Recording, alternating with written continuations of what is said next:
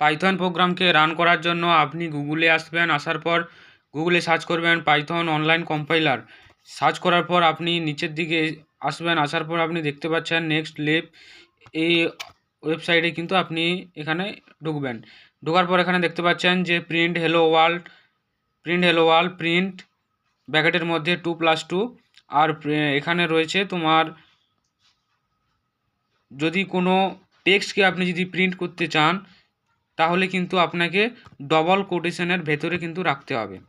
যদি আপনি ডবল কোটেশনের ভেতরে না রাখেন তাহলে কিন্তু আপনাকে এরর দেখিয়ে দেবে। দেখতে পাচ্ছেন এখানে আমি রান কোড অপশানে ক্লিক করলাম, দেখতে পাচ্ছেন যে প্রিন্ট হেলো ওয়ার্ল্ড প্রিন্ট হয়েছে, আর প্রিন্ট 2+2টার প্যাকেটের মধ্যে যেটা রয়েছে সেটা 4 প্রিন্ট হয়েছে, আর প্রিন্ট যেটা KHH আছে সেটাও কিন্তু KHH প্রিন্ট হয়েছে।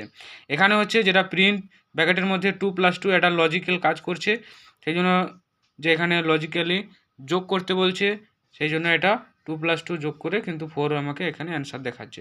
এইভাবে কিন্তু আপনার কোডকে আপনি কিন্তু অনলাইনে রান করে নিতে পারবেন। Thank you.